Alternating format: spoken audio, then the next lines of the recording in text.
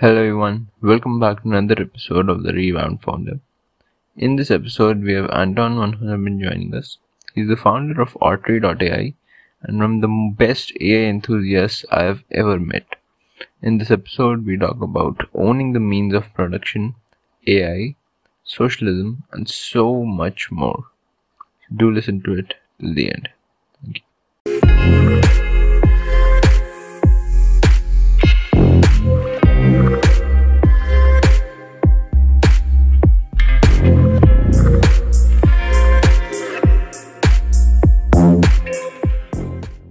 Hey Anton, how are you? I'm doing fantastic, Advik. I'm really excited to be on your podcast. How are you Yeah, doing? same here. I'm doing incredible. Looking forward to this conversation with you. Thank you. Before we start, can you give a little introduction of yourself to the Absolutely. listeners? So, hey, I'm Anton. I'm um very enthusiastic about AI and futurology. I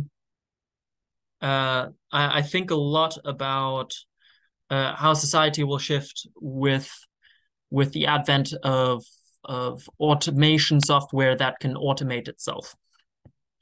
And I'm currently launching a startup called Autry, which is a no-code platform where you can chain together um, blocks and basically build a larger and larger automation flow.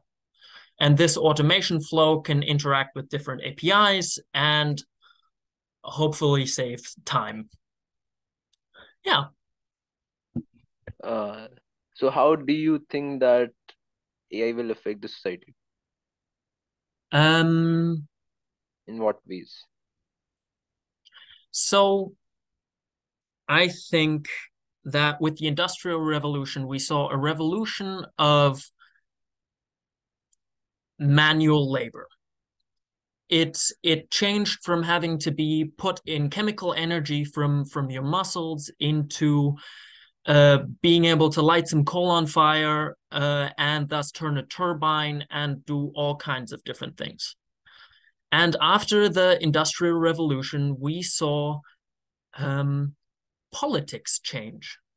We saw a move away from Yeah, kingdoms to the power of the people. We saw more democracies yeah, because the power is with the people and in their head, and that's hard to extract um, in a forceful way. Which is why I would argue. I mean, sure, there's moral implications of ending slavery, but I would say that was one of the reasons as well, because they simply needed more people to start thinking in their society.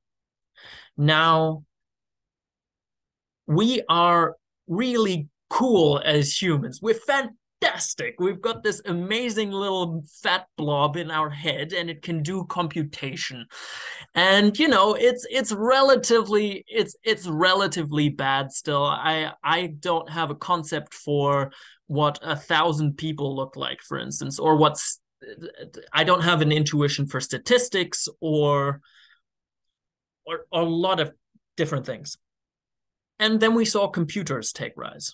And they have permanent memory and they process very, very fast and don't have emotions, which I'm sure are awesome for humans. I quite enjoy my emotions. Um, but but it does sometimes get in the way of seeing reality objectively. Now, um, AI. AI is artificial intelligence, which is to say that it is intelligence that is artificial. um, and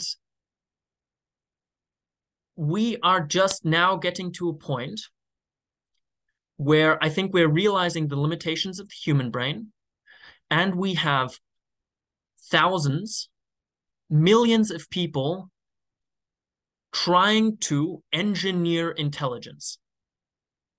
And this starts with programmers. they're trying to build models for intelligence, right? And it continues with AI researchers.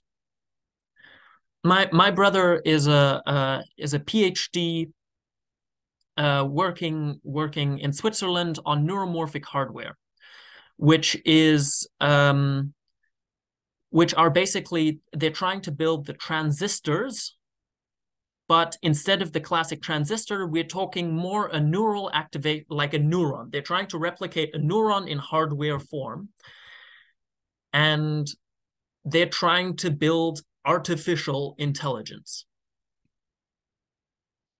Now, we're approaching intelligence from all of these different ways. And what I'm seeing is that there is a couple of different ways that we are able to replicate human intelligence. Maybe not just replicate, we're able to engineer it in a way which we certainly can't engineer ourselves. And I think that we're at the start of this, which I think is, I mean, before this podcast started, I said that you're in a wonderful and terrible position being 14. I severely worry for your generation being able to start owning stuff, start having power in this society before as the means of production, the mental means of production, the second revolution, the intelligence revolution comes along and goes, nah, you are useless now. And you know what useless means? It means powerless. It means that and this is a sort of a sad take, you know, it's very sort of calculating, but in the end I do feel like the way that our societies are structured are around capital and the owning the means of production, and that when you don't own those two things, well, in this case, means of production, actually, what you see is a massive exploitation of the labor class. And this you can see in India. You can see it in the Democratic Republic of Congo. You know, they don't own their means of production. So can you give us very like simple example of owning the means of production? So very like in layman's terms. Oh, absolutely. So I'm copying this term from Marx, who pioneered it, and the means of production are simply the ownership of the production assets. What that looks like is a lithium mine, or a website that sells shoes. You are producing something there. You not as obviously, but you are still producing something there. Twitter is a massive means of productions. It's a social network, and it produces in this case ad revenue. But these are all examples of means of production, and I see the digital means of production being quickly occupied by the artificial intelligences. And Autery is my attempt at democratizing that a little bit, because I'm hoping that we have people that build systems there and own parts of the automation flows. That is maybe a little bit too much detail. I'll stick to other subjects. So I see the digital products being rapidly eaten by artificial intelligences, because they can produce content faster, they can get your attention better, And I think soon their decision-making capabilities and their automation capabilities, which is the big selling factor of the internet right now. It's an automation system from logistics to talking to one another, will be simply outcompeted. Yeah. And you'll have a couple of people, hopefully as many as possible, as people owning the intelligences that run this system. And once that happens, I mean, I see them branching into like the real world as well. Just with, I mean, have you seen Boston Dynamics' latest? Yeah, yeah. Yep. I mean, it's just cool, man. Hey, I trust that It's thing to build it's a both boat. it's both cool and scary at the same time. Yeah. I don't know. What are your reflections when you're hearing this? Uh, it's like mind blowing to see actually that how far we've gotten. Yeah. You might have experienced it a little bit better, like the internet revolution, Mm, where everything started moving online, and now there's the automation revolution, like you said, inside of the internet revolution, which is like I said, pretty cool and pretty scary at the same time. yeah. Hmm. So,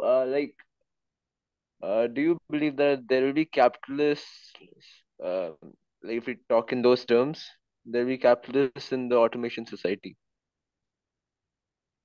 Uh, I think the automation society is made up of capitalists. That's interesting. I mean, who How? who as like I think I'm the closest thing that in a way comes to a socialist that it comes within the capitalist society. And you know what? I still want to own the means of production, man. I still want to make that capital. um yeah. I I simply think that these people are the automation society. I think that's as Okay, and if you look at you how many people do you think it takes to run Google? a lot.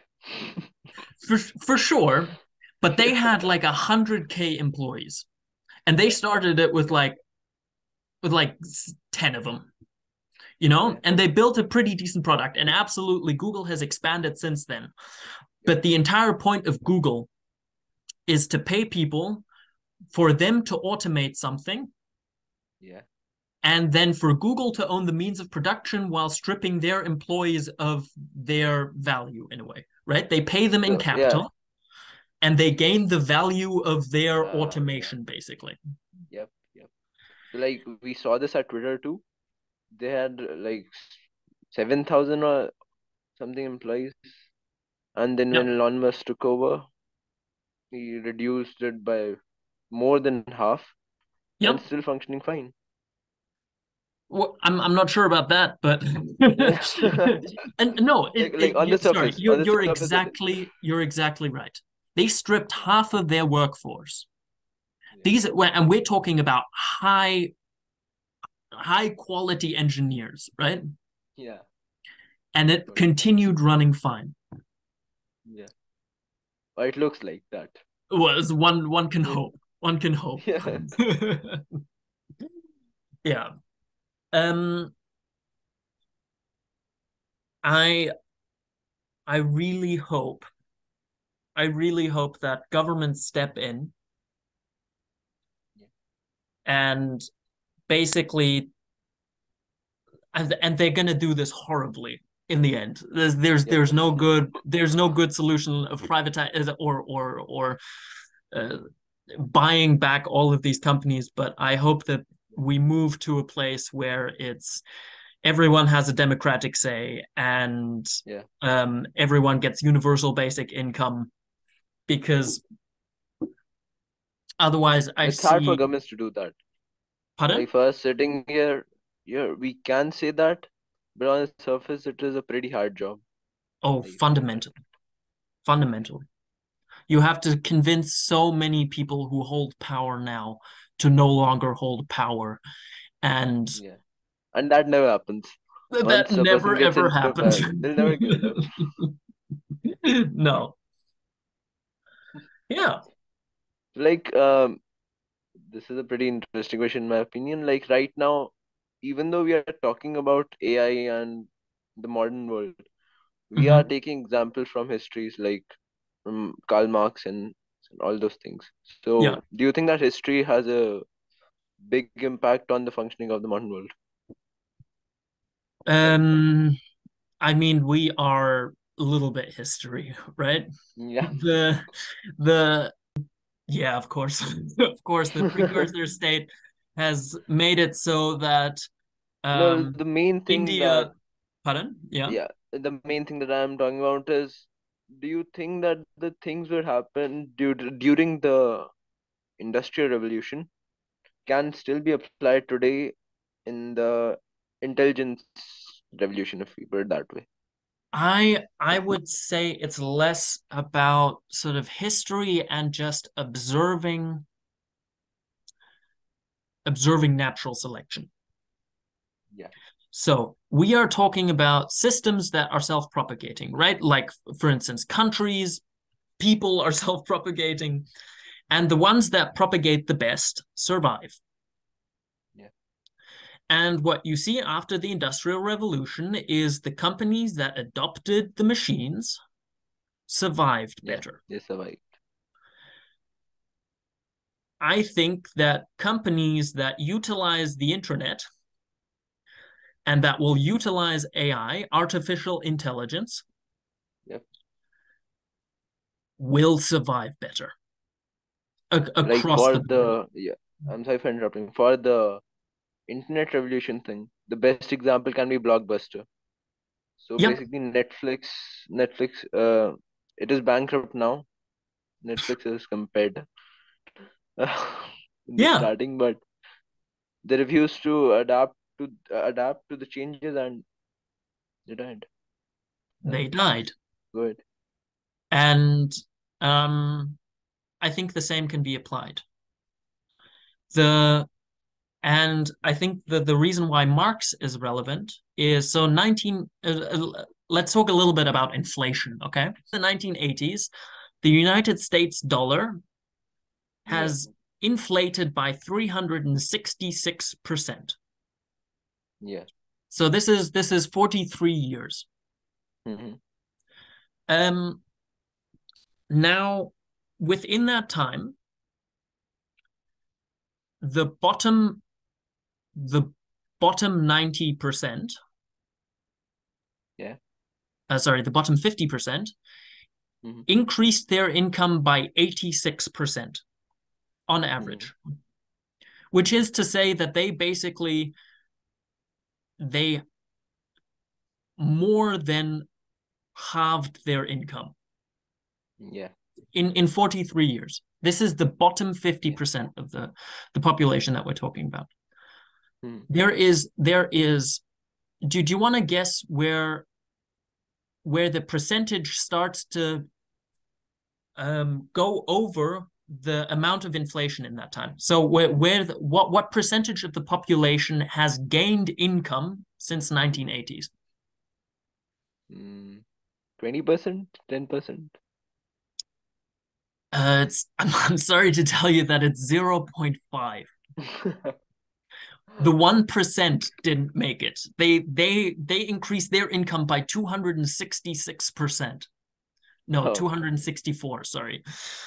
yeah. Um, I mean, it's a huge number still. it's Still, it's a similar, huge yeah. number. And what you're seeing with and income is one thing, but we're talking about wealth. Yeah, The top 0.1% own more than the bottom 50. yeah, And this is if you look at the graphs, um, the bottom 0.1 percentage of wealth share is yeah, increasing, the bottom 50% is decreasing. Yeah. Because the top 0.1% own the means of production. And what's evil about that, in a way, is that when inflation happens, like it happened in a crazy way last year, Oh yeah, absolutely. weirdly enough, ExxonMobil was fine. every if you go into the supermarket, this is companies increasing their prices. Yeah. And sure, they can say, it's our supply chain, it just takes more, we got to increase prices, but their profit margin certainly didn't fall. Yeah. But For sure. our income didn't especially rise, did it? Yeah, that's a great point. So, yeah, I don't know. I'm optimistic about the whole situation, Advik. It's gonna be fine, my dude. It's gonna Yeah, be for sure. Gucci. I Yeah, I I it's just incredible. Sunshine and roses. hey, if your generation is as badass as you are, and I've got a sister who's 13, I think it will be. Yeah. It's what could possibly go wrong? Yeah. So do you believe Yeah. that the top 0.5% people got there by just owning the means of production? It's um what else would it be? I Yeah. mean, so capital devalues every single year. Inflation, right? So your USD decreases. Yeah. There is there is no billionaire that holds their money in capital. There's Yeah, there's like absolutely. they enjoy just seeing the billion on their bank account. that Yeah. that isn't an effective strategy for surviving slash Yeah, for increasing sure. power, right? What you always do is you take your money and then you make it make more money for you. And money that makes more money is means of production. Yeah. So I do think that's how they get there. And this is where this is where income differs from wealth, basically. Um so yes. Yeah. Because income, I mean, it's realistically the top 1% don't care that much anymore about their Yeah. income. Mhm. It's nice. It's nice, but they have I mean, in the United States, top 1% is, I think, a person who owns like 10 million in wealth. Yeah. Yeah, somewhat like that. Or I think it's around more than $500,000 or something. I have no idea. Is Maybe so something I'm like that. I know that top 1% in the United States gets more than 800K in income. Yeah, that's what I. Um, so we're talking about maybe 10 million in wealth. If we're talking 10 Yeah. million in wealth, you own, I mean, franchising rights for McDonald's are about, I think, 300, 400K. You own that Yeah. building and then you just own three McDonald's restaurants. That's the means of production that sort of 10 million gets you. Yeah. So, and McDonald's is popular, so they're making cash. Yeah. But McDonald's makes more cash than the franchise owners. Ah, That's really? another. I mean, it has to. There are low margins for the franchise owners. I've heard. I I mean, don't have a lot of idea about franchises, but no, fair enough. I mean, sounds like a good business model. Sounds like a good ass business model, man. Those guys found the jackpot. Yeah, yeah, yeah. I think what will be really interesting is um government response. yeah, Because I do think that I mean, I have friends, they are in the top 20, 20th percentile in the Netherlands. Netherlands is a developed, awesome country with great social benefits, and the inflation is hitting them hard. Yeah. It's making it really difficult to save. So in Netherlands, what is like the top 20% starter? What is the It's income level? 60 to 80K. Uh, Yeah.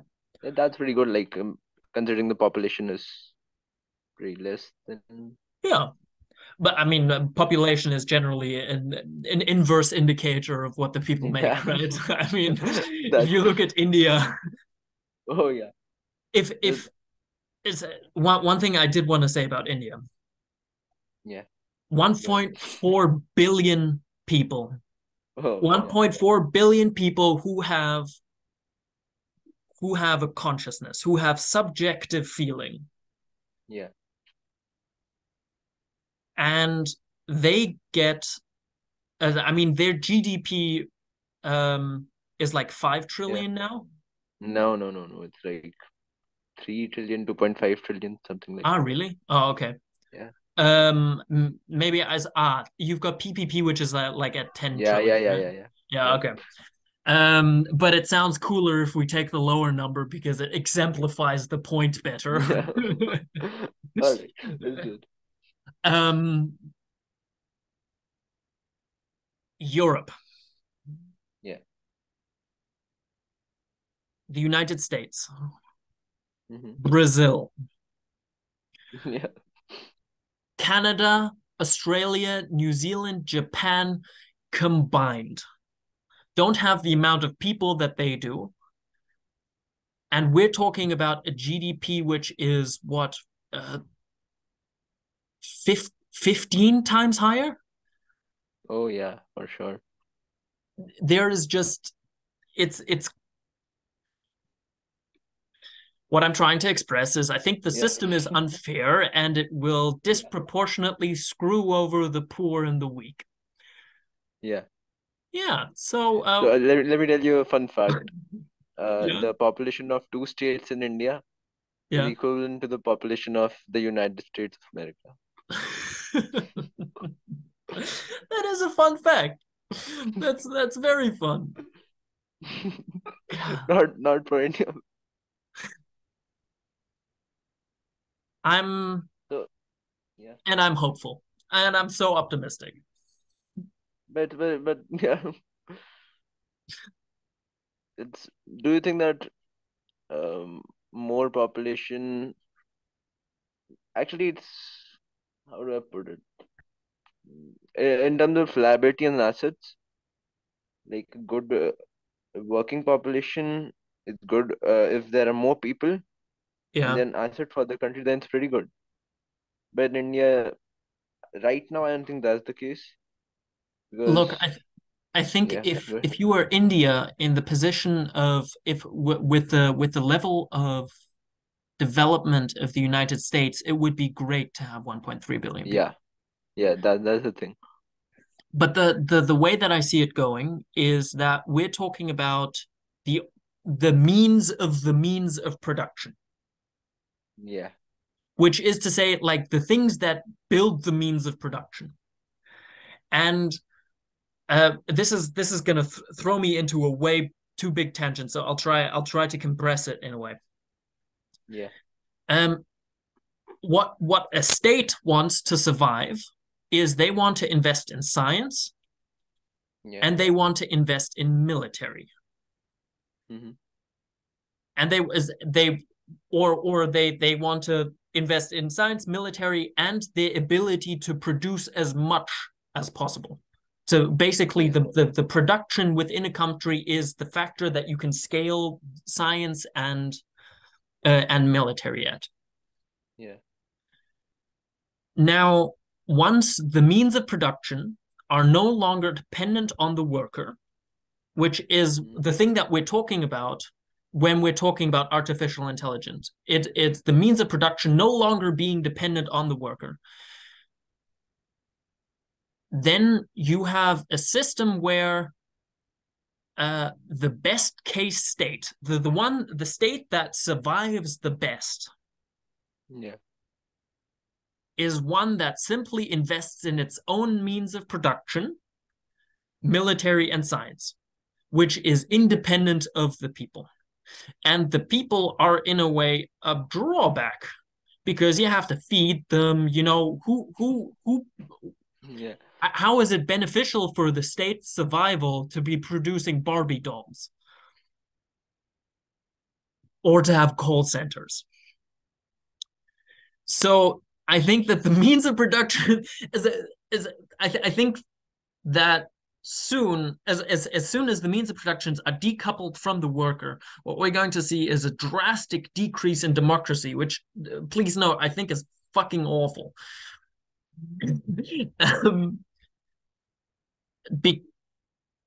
Because I think the magic that makes humans is their consciousness, their subjective experience. Yeah, so fun podcast, Advik.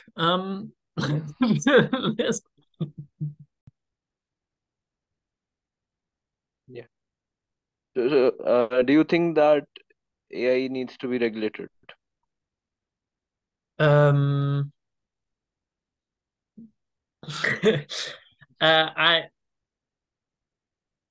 think that it's very difficult to regulate. I think that the power structures that be don't have the capabilities to effectively understand what we're heading into. Yeah. I think that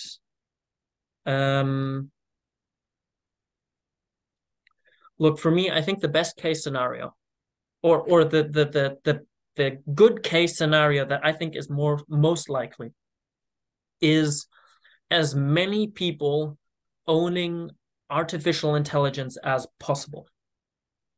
What do you mean by owning artificial intelligence?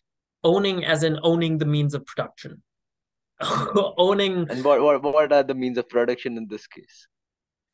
Artificial intelligence is at this point the means of production. Google is intelligence. Basically, they are just a shit ton of if statements. Probably they've got some AI stuff going on as well, but they are. We're AI talking is basically about effective decision-making capabilities, for instance. Yeah. I think the best case scenario is that as many people own those as possible, and that it's in a way as open source as possible, that everyone and their dog can try this out. Everyone can play. Yeah. And that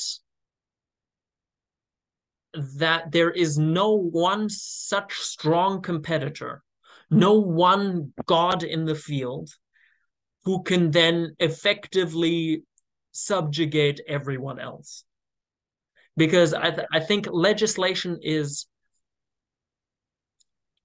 hey, it's cool. It's cool. I think it makes sense for stuff that's moving slower. Yeah. And I think this is the fastest moving thing on the planet right now. Yeah. But so you basically mean that the governments will not be able to adapt to the pace at which AI is growing.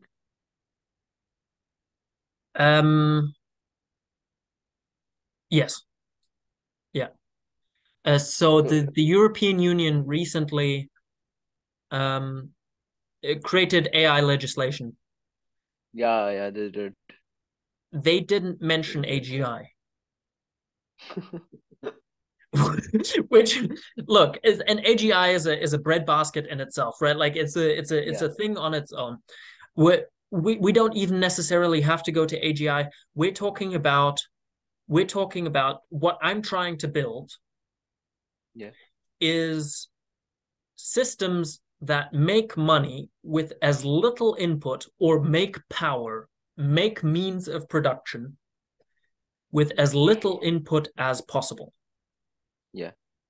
And this an example automation is here automating your Twitter account.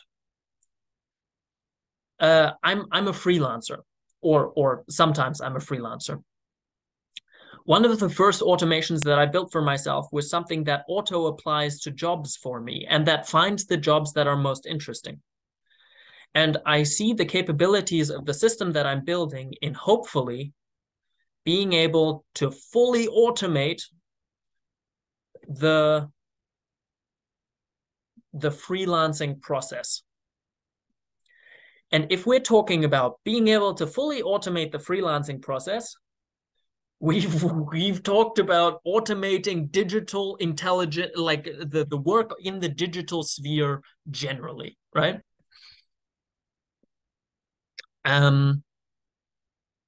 What was the question? Should AI be regulated? I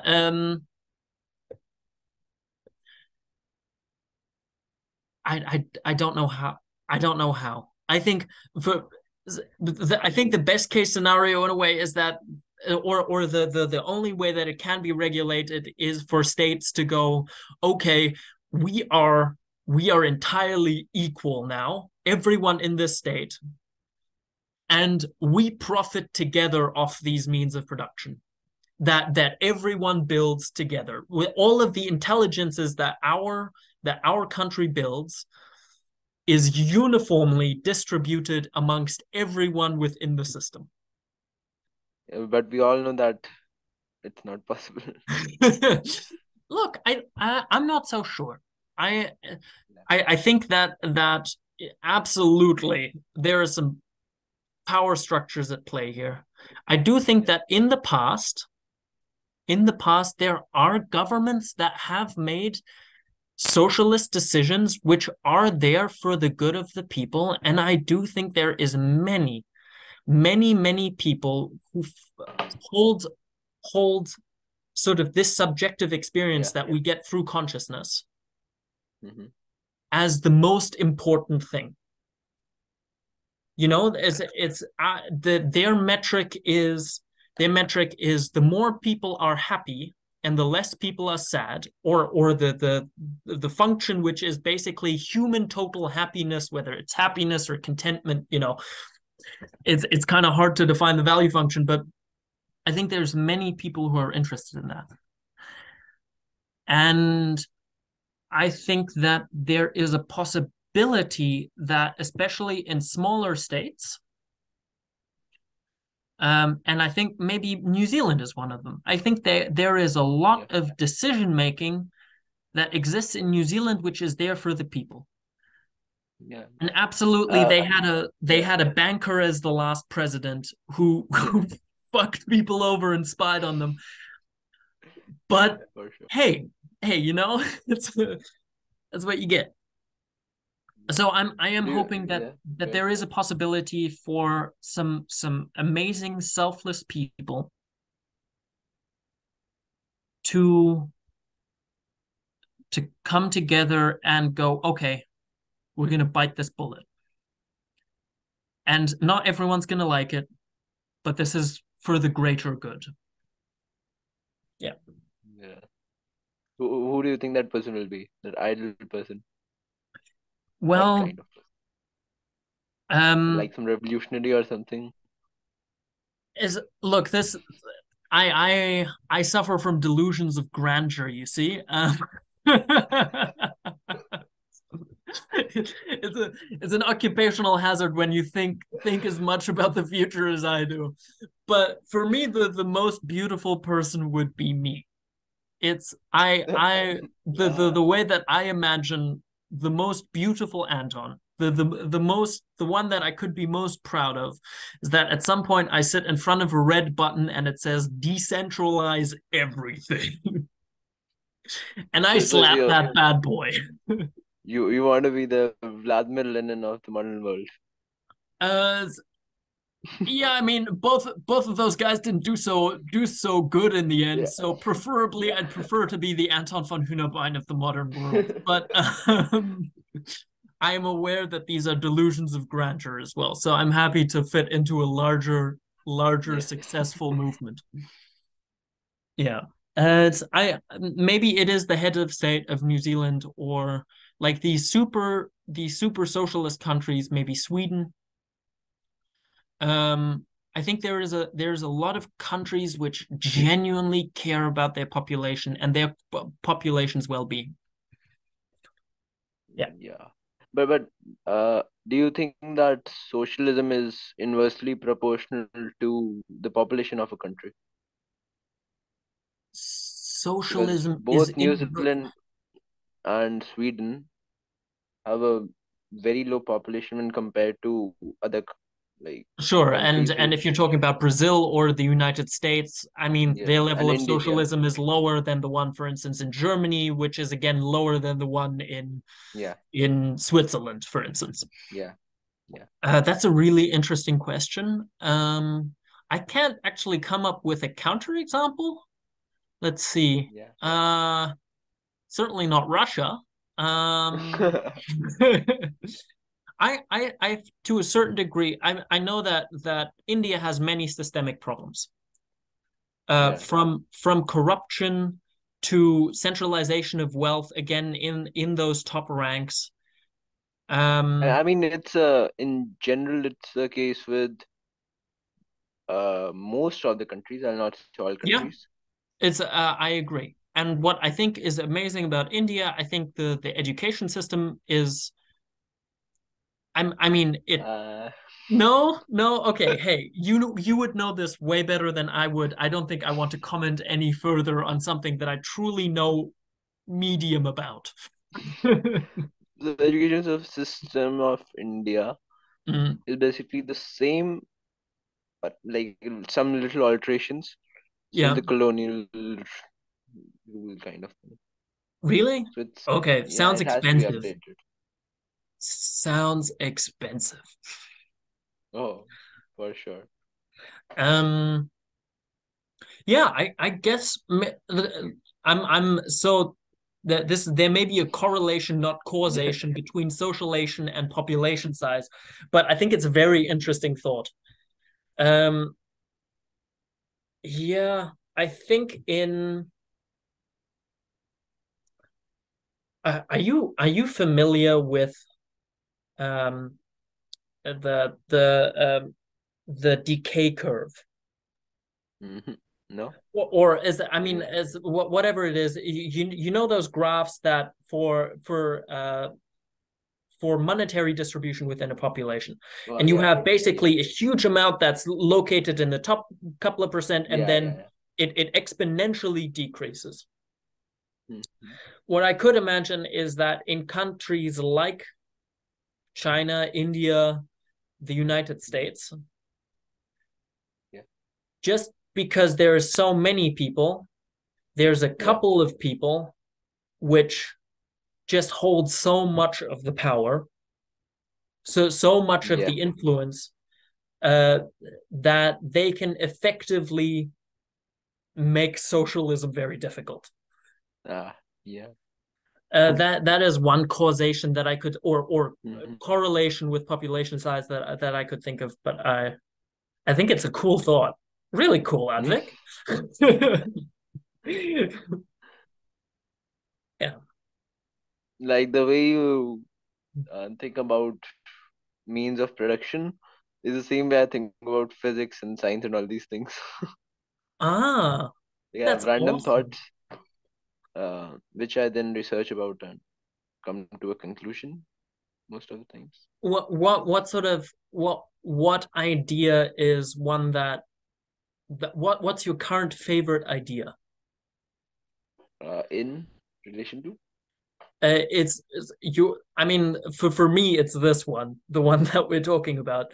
For like, you, in yeah, within physics, maybe chemistry, whatever it is, what are you currently playing with mentally that's just I exciting to you? am thinking a lot about black holes and all these things these days. That's Like at one cool. point, some thought at another point, it's some other thought, and I try to come up with some relation between the Mm, two. So, I um for for me there is ways that I encourage learning in myself. Yeah. And it's asking questions and Okay. sort of trying to figure out and then relating. And Yeah. the unified theory for learning that I have is Yeah. basically the amount of processing time that you put into something, Yeah. the amount of hard, difficult thought you put into something, the level of sort of understanding and high quality thinking you can do in that space. Yeah. And if you're interested, I'm currently testing 3 exercises on myself Yeah. to improve my cognitive abilities. Mm-hmm. And what And are they? so there is loading and unloading, which is Yeah. the you take anything. So when you're walking, you see a plant. I'm not sure whether you have nettles in India, but nettles are quite common here. They What are have nettles? I don't think I've heard about they're stinging, they're annoying bastards. But it's then you start off, okay, Yeah. what's their reproduction look like? And then you Yeah. load all of the information that you could possibly know about nettles Yeah. into your brain from um what makes them able to survive in this ecology, whatever. You try to bring it all up, and then you breathe out and you clear your mind. Oh, that without thinking about it, I do use that. That's Like we're talking awesome. about, for example, the black holes and stuff. Yeah. Like I read a lot about it and gathered a lot of information. Then the useless part, or I'll not say useless part, the part which was not of any use to me at Mm, that particular time, I don't focus a lot on that. mm. I think it's kind of like what you are Yeah. talking about. Yeah. And I think that so in general, the school system makes it really good that information goes into your brain, Yeah. but the actual getting it out and the being creative about getting it out is severely under prioritized. I So think there is the should be education system in Netherlands well developed? Is it like it's extremely interesting? fantastic. But I still think that I mean there's a couple of courses that I would just really like to see, but that don't exist, and they Because like mainly exist around meditation, nonviolent communication, that sort of yeah, thing. I mean it's important in today's Yeah. And what do yeah. emotions feel like was something that I had to discover for myself in adulthood. Um, and you know what? It's really, really handy to know when you're angry or when you're upset or when you're stressed and being able to pinpoint, oh, I'm angry, and go like, oh, okay, I'm angry. There we go. That's where all those crazy ass thoughts are coming from. Let's chill a little bit. I'm just angry. Trust me, It's when a good. person is angry, he does not think about anything. The second exercise is okay. For me, this is my theory of how to generate creativity in the brain. Yeah. So, you load 2 separate things now, and preferably they are a little bit related because then uh, then Yeah. then you can then you can sort of find some matching points, and you just bring up all the ways in way that they're similar. Oh, how are they different?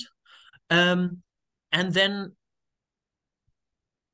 I it's crazy to me. I can I can manufacture good ideas. Well, sometimes they're The medium same thing, ideas. this thing Really? that you're talking about, right? Yeah. I do this. Like I'll give an example. Yeah, I was studying about, or actually reading about yeah. vacuums and gravitational pull. Mm, So these are two different things. Yeah. But in a black hole, both of them exist, or what I think. No. Yeah. Uh, so I try to come up with ideas to make up relations between both of them inside of a black hole. Yeah. So it's like basically the same thing that you're talking about. That's I'm, yeah, it is. It's super cool, man. Um, yeah. and I think the more you do it, And the and you yeah, need to fact sorry check for interrupting yourself, you. right? Like Yeah. you have to keep learning, and you have to go like, oh no, I mean I I've there's garbage ideas with good ideas, and they're Yeah. kind of hard to distinguish sometimes. But yeah, it Mhm. manufactures creativity. How cool is that? How cool is that, my dude? Um, and the last one is self-explanations are one of the most powerful things that you can do. For sure. It's just explain stuff to yourself.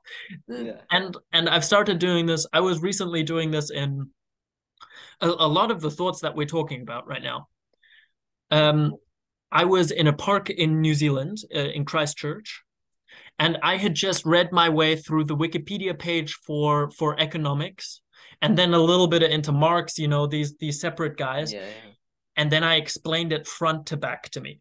And I tried to bring as and then you ask yourself a hard question like um uh how is the means of production affected by the military of the state, for Yeah. instance, or Yeah. how does the United Kingdom use colonialism to strengthen its now position in the financial market or something like that.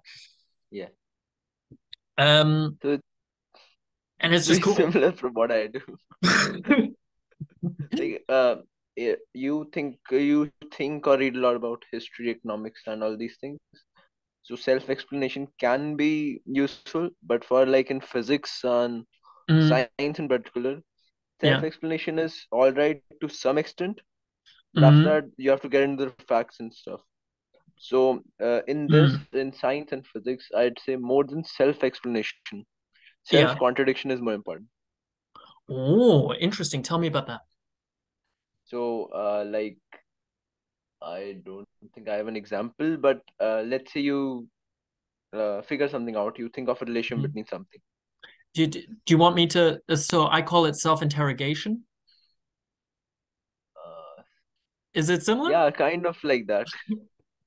You Kind of just like that. you just keep asking why and going Yeah, like, is that really yeah, true though, bro? yeah, What are some yeah, countering evidences towards that? yeah. Same Sort of thing. like that. Yeah, same thing. I think the more you do these couple of things, Yeah, the better your brain becomes. And I think the more you do these things at 14, and I didn't start at 14. Well, I started my own little things at 14, right? yeah, Like um the crazier, the crazy, like the crazy good you'll get yeah. because you've got some neuroplasticity left. What message would you like to give to all the young like builders and creators out there?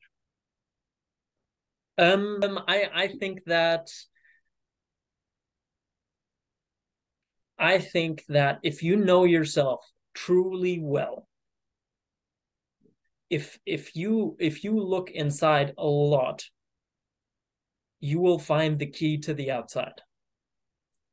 Yeah, I think that understanding yourself, being kind to yourself are the most valuable tools that you can have. Otherwise, you're walking blind.